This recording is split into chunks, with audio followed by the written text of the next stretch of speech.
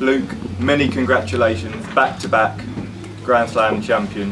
How special does that feel? Yeah, it's a special feeling. It's been a tremendous week, 10 days, and yeah, the hard work has paid off, and I can go home as champion. A brilliant final, so many big moments, but that 160 finish to go 11-9 up, did you feel that was a turning point for you?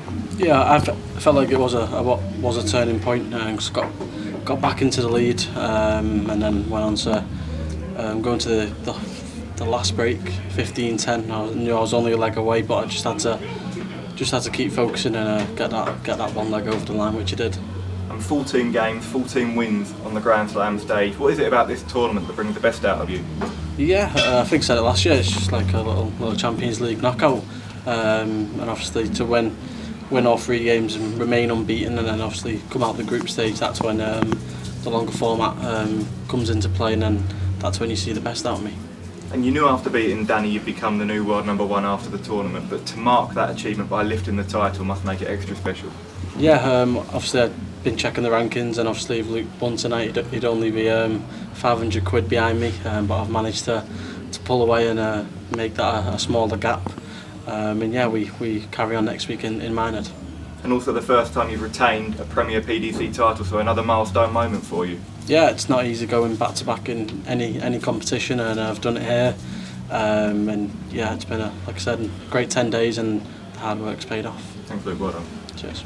Luke, congratulations. I remember coming in, you said you wanted to defend one because you hadn't defended a major yet. Was there an extra pressure, and what was that feeling like knowing that you had defended one now? Yeah, I wouldn't say there's any pressure coming into it. Obviously it was not an easy group to get out of, but I managed to get out of it with all 3 wins. And then, like I said there, the longer format comes in, that's when you see the best out of me, and yeah, it's all paid off. And again, you refuse to say it now, but what does it feel like knowing statistically you are now the best in the world? Yeah, I am the best in the world. I can finally say it, world #1. You are the best in the world, and then obviously to top it off, going back to back makes it even more special. Again, on stage, you and Luke there with Polly at Sky, in a league of your own, do you agree with them that you two are literally right now the best 2 players, by far better than anyone else on the planet? Yeah, obviously, I think we are. The finals show it, the stats show it, and like Luke said there, if everyone's getting bored of me and him, then someone needs to stop us, otherwise we're going to keep winning 1 and 2. We're always going to meet in the final if we get past our opponents, and long may it continue. And Luke said there he wants the world title. Have you got one eye on that repeat final with him at Alexandra Palace? Yeah, well, obviously it could, if it goes all to plan, then me and Luke will obviously meet in the final, but we've still got obviously Minehead next week for myself, a few exhibitions, just keep the arm going, and obviously I'll focus on to the Worlds. Congratulations, Luke. Cheers. Congratulations, Luke. After becoming world #1 this afternoon, now it's all said and done, how difficult was it to prepare for that final, knowing that you'd achieved such a huge thing earlier in the afternoon? Yeah, it's never easy. I think I turned up at like 10 to 6, 10 minutes before the bull-up, so we only had probably about 45 minutes of actual practice towards the final. But yeah, it's obviously I didn't want to try and get here too early. Obviously I went straight back to the house, and I was back here so I could rest. And just a word on Luke Humphries and everything he's achieved, nearly 2 years as world #1, and he's become a great rival and a great friend of yours as well. Yeah, I think obviously me and Luke, we've sort of done the same in titles, and obviously now I've got that #1 spot. Obviously he wants it back, but now we're going to be battling even more, and I think we're going to keep playing well because he wants it back, and obviously I don't want to give it away, and yeah, you're going to see many more great games. Yeah, certainly going to be battles. I mean, Luke saying it's war for that world #1 spot. How does that make you feel? Yeah, it definitely is war, because if someone obviously takes it off you, then you want it back. You don't want to be second, and obviously it took me 19-20 months to get to world #1, so now I want to stay there for a few years. Okay, congratulations. Thank you. Congratulations, Luke. Do you have the psychological edge now? You've won the last, the Grand Prix in here and going into the Worlds. A big win over Luke tonight again as well, like the Grand Prix. Does that mean you've got it all in the head? Are you in his head as well, do you think? No, I wouldn't say I'm in his head. It's a brand new final for us. No matter, obviously it's set play, leg play. It's whatever happens on a day. Luke played fantastic there, so did I. But the 160 to get myself into the lead and to go 2 legs clear, I think that really changed it. Luke, well done on lifting the trophy. We always compare rivalries to Taylor and Van Barneveld, but is Little Humphries better than that? Because you and Luke Humphries have both won more than Barney, and that was quite a lopsided rivalry, really. Yeah, well, obviously if we've won more than Raymond, then obviously the rival could be better.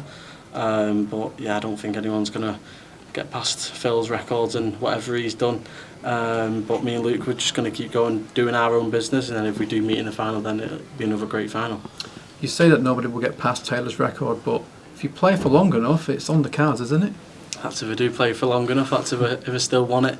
But obviously now I'm number one. I'm obviously hungry to keep there, and like I said there, I want to be there for the next few years. And obviously there's going to be a target on my back from Luke and all the other players, because they'll obviously want world number one. But yeah, it's made me very more hungry.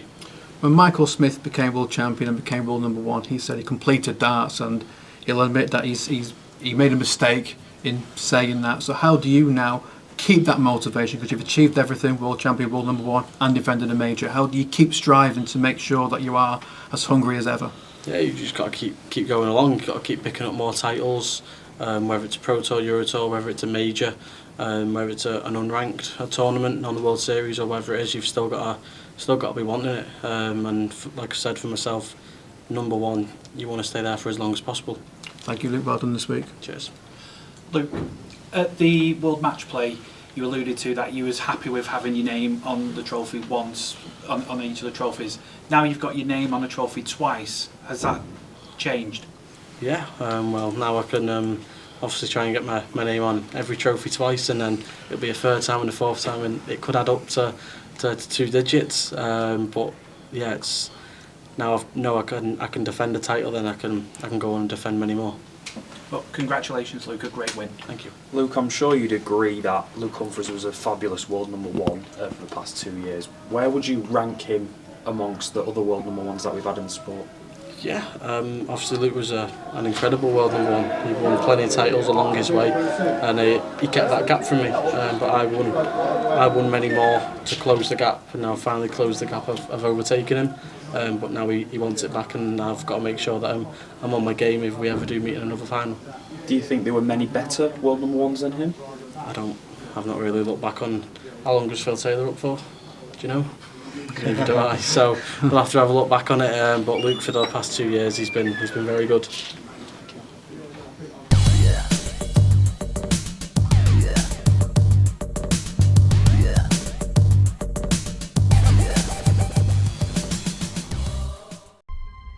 To change your